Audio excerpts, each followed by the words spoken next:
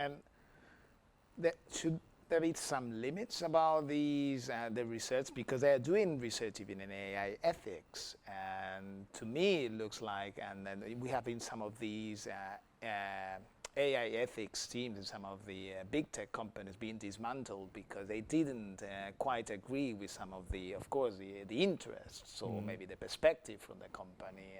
And of course, it's a critical. I think it's good to have these things, but it's perhaps it's not that good that they set the agenda for the rest.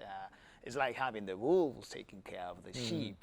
What do you think about this? About even because there's an area now about AI ethics, and of course we need philosophers, and we need, because this is a social science thing. It's not just computer scientists anymore. No, not even AI. AI should play just a small role here in this global area of AI ethics. But if this comes from companies, we can have some of these things that we have seen some other automobile areas where you have seen these frauds about regulations and everything.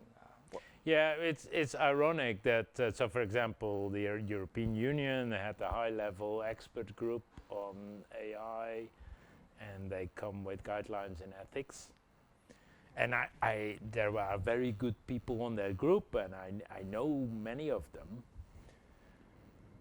Ironically, although they told transparency is part of AI ethics, the way that board was put together and operates is not very transparent. And there were companies on that board as well.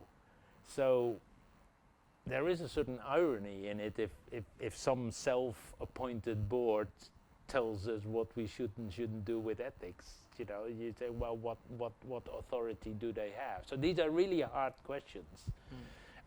I think on the one hand it's a matter of balance, and so we talked about that the industry influence, it's imbalanced, and sort of in academia tends to retreat on smaller areas. I mean, if you get a student coming to you and say, I want to do a PhD in search, internet search engines, you would say, well, don't do that. Do you want to compete with Google? Yeah. I mean, that doesn't make sense. So that's a no-go area for us, right? So I've done a lot in AI for health, for example, because that's kind of clearly AI for good or for social good, which in my mind means AI which is not yet commercially interesting. That's kind of what social good means, right? And education is another one. So I'm more and more interested in AI for education because, you know, health and education on a country level are the two big areas which are important and where a lot of money is spent, right? And but yeah, Amazon is also moving into health and wants to sell you health products and deliver them at home and maybe doing personalized medicine and so on.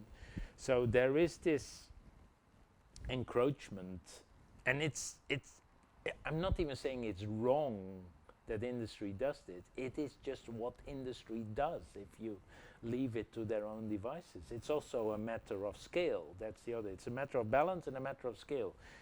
Is it a good idea that the big tech companies have as much money as 10 or 20 countries in the world and are more powerful? Are they going to have their own armies? What is going to happen here? So we need to think about that, because this happens by itself. This is what happens in a capitalist system, and every now and then we need to think, is this a good idea? Do we need to regulate this? Do we need to break up those companies? And that's not an anti-industry point of view. It's just sort of, you know, you think, okay, we don't want to shake up the world order too much, because otherwise, you know, are Jeff Bezos and there's a high concentration, and that's a problem. Even from a very capitalistic point of view, a high concentration, you have anti-monopoly laws in many countries. So that's in a way that's what we're having at the moment, and it's not one company but just a few.